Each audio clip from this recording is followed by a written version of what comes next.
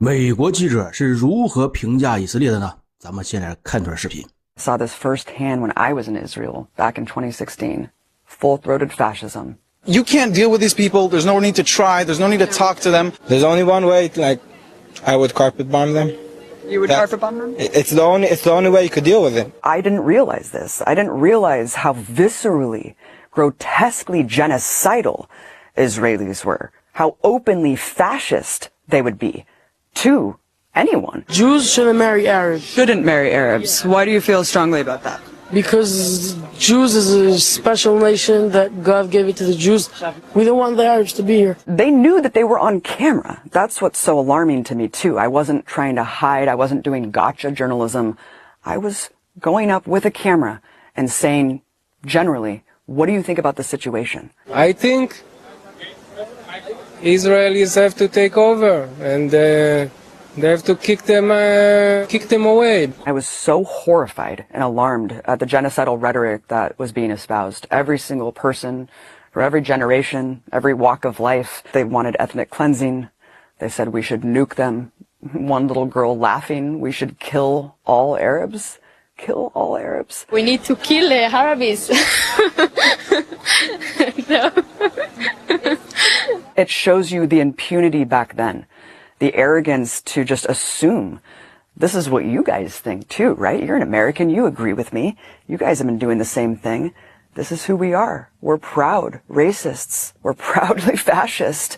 I felt like I was walking into Berlin in 1932. I really felt absolutely disgusted. I just couldn't believe what I was hearing. I mean, just walking a couple steps, and as white as I am, are you Arab? Are you Arab? And I'm like, what? I'm an American. Oh, good. We can talk about Arabs then. We can talk about how much we hate Palestinians. I saw the writing on the wall back then. I saw that there's no hope from within Israeli society. I went to rallies where they were calling to kick all the refugees out. You know, these were things that we're told Israel's a safe haven for Holocaust survivors, for genocide survivors. Well, why are all the African refugees put out in the middle of the Negev desert into a concentration camp? Why don't they want any African refugees there? They tokenize Ethiopian refugees, but then they make them take Depo-Provera birth control because they don't want them to reproduce. This is the nature of Israeli society. It's an ethno-state. And it's built on supremacy and hate, because that's what Zionism is. How many civilians have been killed in Gaza, from what you know? Who gives a shit? Okay, but don't you feel like, for example, children? Children grow up to be Arabs. You have to continue to expel, you have to continue to kill, to keep that artificial majority in place. If you gave me a button to just erase Gaza, every single living being in Gaza would no longer be living tomorrow, I would press it in a second. I would press it right now. Give me that button and press it right now. There you go. And I think most Israelis would. During the Gaza genocide, to see people just proclaim out in the open the genocidal incitement. It's an entire nation out there that is responsible. אנחנו משמידים את כל מה שעוד נשאר מהרצועה ולא משאיר אבן על אבן. גם מים אנחנו לא צריכים לתת לרצועת עזה. אנחנו מפרקים את עזה ומשאירים אותה כאויי חרבות עם הרס מוחלט וחסר תקדים בעולם. זכור את אשר עשה לך עמלק, נצטווינו. אנו זוכרים ואנו נלחמים.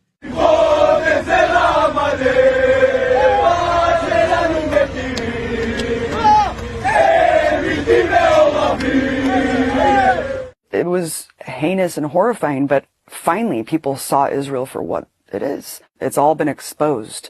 They're not hiding anymore. כל ילד, כל תינוק בעזה הוא אויב. אני רוצה להעיף אותם, להשמיד אותם עד האחרון בהם. אם מעזה אתם תמשיכו לרעוב, תמשיכו למות, הבתים שלכם ימשיכו להישרף. אני לא חושב שיש מישהו במדינת ישראל, בארץ ישראל, שצריך לרחם על העזתים האלה. לא על מבוגרים, לא על קשישים, לא על צעירים ולא על ילדים. מבחינתי שירעבו למוות, מה אכפת לי מהם? אנחנו שורפים להם את הכפר. זה טוב שאנחנו שורפים להם את הכפר.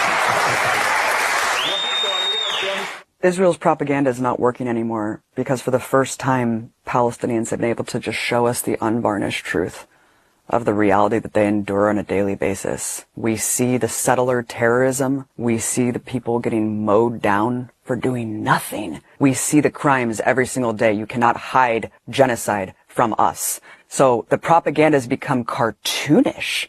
I'm very puzzled by the constant concern which the world is showing for the Palestinian people and is actually showing for these horrible, inhuman animals.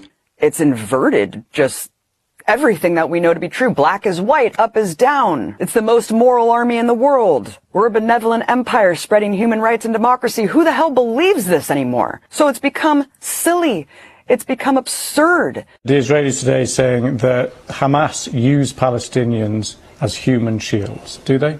Killing the victims, then blaming the victims for killing themselves. I mean, what is this logic? They infantilize us. They treat us like children. This is a genocide happening in front of our eyes. We have, that word is, as you know, incredibly emotive, and the Israelis, as you know, will be saying that they are targeting Hamas only. It's become so obvious that we're being dictated to, that our reality is curated by tech overlords who are profiting off the infrastructure of genocide, of the surveillance of our lives. All of these things are interconnected. So the propaganda doesn't work anymore. It's too infantilizing and stupid. One day after describing it as a tragic mishap, Israel has now claimed a deadly double strike on a Gaza hospital was prompted by the discovery of a Hamas camera. A Hamas camera is why they blow up journalists at a hospital?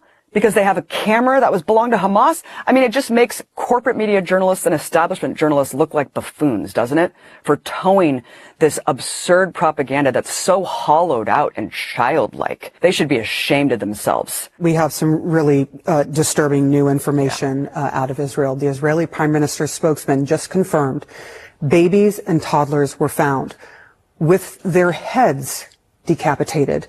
There's no excuse whatsoever. They are complicit in this. But you see Israel buying up media outlets. We have to fight with the weapons that apply to the battlefields in which we're engaged. And the most important ones are the social media. And the most important purchase that is going on right now is TikTok. TikTok, number one. Do you see Israeli billionaires trying to tamp down on the narrative? They're desperate. They're desperate because they know that's the only way they'll survive, is to try to convince the world of the opposite of what we're all seeing.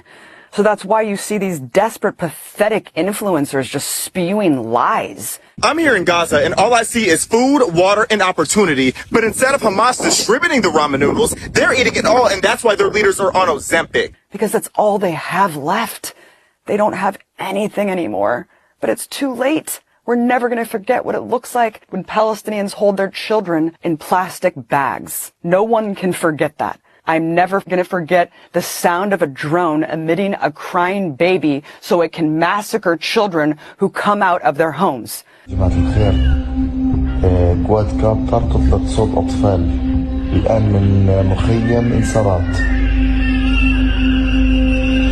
امبارح استشهدوا شاب طلع مسكين يشوف إيش الصوت في مدرسة طبعا طلع والله ده صوت.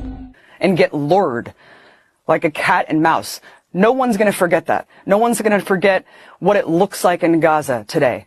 You can't wash that away. You can't paper over that with degenerate propaganda, base level lies. No one's going to paper over the unvarnished truth of what we've all witnessed for years now. 这个美国记者啊，名叫艾比马丁，是美国独立调查记者帝国档案的主持人。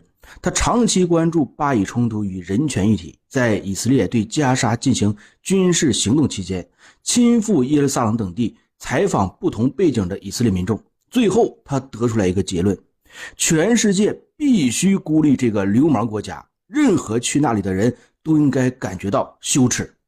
看到没有？就像我说的那样，美国内部的反犹浪潮它已经开始了。